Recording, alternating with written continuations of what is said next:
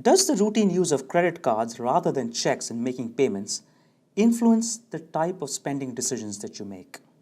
That was a question that I was looking to address in an experiment that I ran in 2001, redoing unit. Okay, recording unit 332, take 3, and hopefully the final take.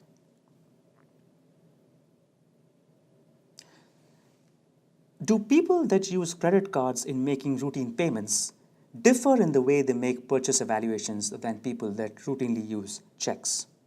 That was a question that I was trying to address in a paper that I published in 2001 in the Journal of Consumer Research. That paper had two experiments, of which we'll focus on one in this module. The goal, as I said, of that paper was to test whether the routine use of credit cards influences future spending and to identify the mechanisms that underlie these differences. In this particular experiment, study 1, consumers who paid for past expenses by credit cards will be more likely to purchase an additional discretionary product as compared with consumers who paid for the same expense by check, all other things being held constant, was the hypothesis that I was looking to test. This was a lab experiment in which participants made hypothetical decisions in a hypothetical context. The experiment used 3 factors, each of which had 2 levels. The first was payment mechanism, in which participants were either in a credit card condition or a check condition. The second factor was feedback. Some participants were given a running total of the cumulative expenses to date as they made payments, while others were not. And finally, the third factor was the credit limit. All participants were told that they had a credit card. In one set of conditions, they were told that the credit limit was $3,000. In a second set, that it was $8,000.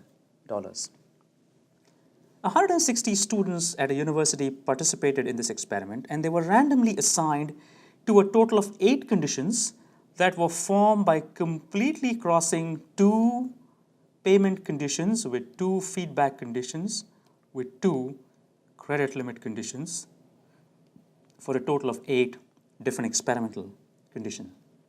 All participants were asked to imagine that they had a job that paid $3,000 a month, they had bank accounts as well as a credit card with a given limit, and then every participant was shown 30 index cards with expenses that they would incur in a typical month.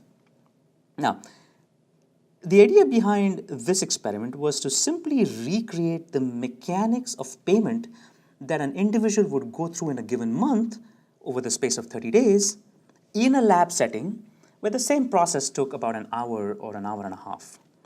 So when participants saw each index card, they actually made payments in inverted quotes for 12 of these expenses, either by writing 12 checks or by signing 12 credit card receipts.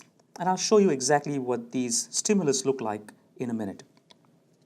At the end of this entire process, about an hour, hour and a half, participants answered the final question, which contained the dependent variable. They were given some information on a box CD set by a favorite artist with a specific price and a whole bunch of attributes, and they were asked to indicate on a 10-point scale whether in fact they would make this purchase given all of the other expenses that they have incurred in this month. Here's what the average index card looked like. For example, in this particular case, on March 9th, the participant had a telephone bill of $100.72, which was either paid by check or by credit card, depending on which condition they were in. And then they had a cash purchase of coffee and bagel for breakfast, which was paid by cash. And of course, that was not part of the manipulation. If in fact the participant was in the check condition, they would then see a check like this one, and they would actually need to complete the check after seeing this index card by filling up the name of the payee there, putting in a date, writing down the full amount in numbers, as well as words, obviously in better handwriting than this. And they would sign it and drop it in the box. If in fact they were in a credit card condition, they would see a counterfoil pretty much that you would see when you paid by credit card anywhere else. All they did in this case was they had to sign, and then they had to put this in the box along with the other stimulus. Keep in mind, every participant either paid for everything by check or everything by credit card. The data were analyzed by ANOVA, comparing the mean across all of the 8 conditions that we talked about, and we found that purchase intentions varied as a function of payment mechanism, credit limit, as well as feedback. We found a significant main effect of payment mechanism, feedback, and credit limit. In other words, people were more likely on an average to make a purchase in the credit card condition than the check condition. They were less likely to make a purchase when they received feedback, and they were more likely to make a purchase when they had a high credit limit as compared to a low one. However, these main effects were qualified by two-way interactions. Let's focus for a minute on the first one of them, a payment mechanism by feedback interaction. So if you look at the graph on the right-hand panel over here, here's what you'll see. Let's first look at the line down here.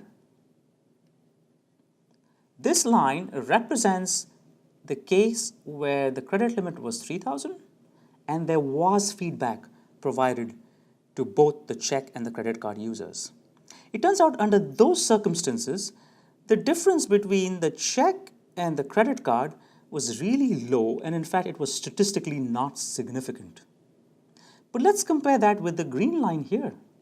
This is the case where there was no feedback and the credit limit was high. And under those circumstances, you will see that there is a dramatic difference between the purchase intention for check and the purchase intention for credit cards. Now, if you go from this green line to one of these lines here, where in fact you now have the same level of credit limit, but you provide feedback, you notice that the purchase intention declines. And when you go from that condition down here, where now you not only provide feedback, but also reduce the credit limit, we get down to our condition here, which is not significantly different. So in sum, what we concluded with this research was that there were two factors that seemed to be driving the effect of credit cards over checks. One was the fact that there was something going on with the credit limit. The second was the fact that credit cards didn't give people feedback because they were, unlike checks where you wrote down the number, the opportunity to rehearse the price paid was very low for credit cards. So in fact, our conclusion was simple. Paying for a series of past expenses with a credit card versus check increased the purchase intention for an additional discretionary product.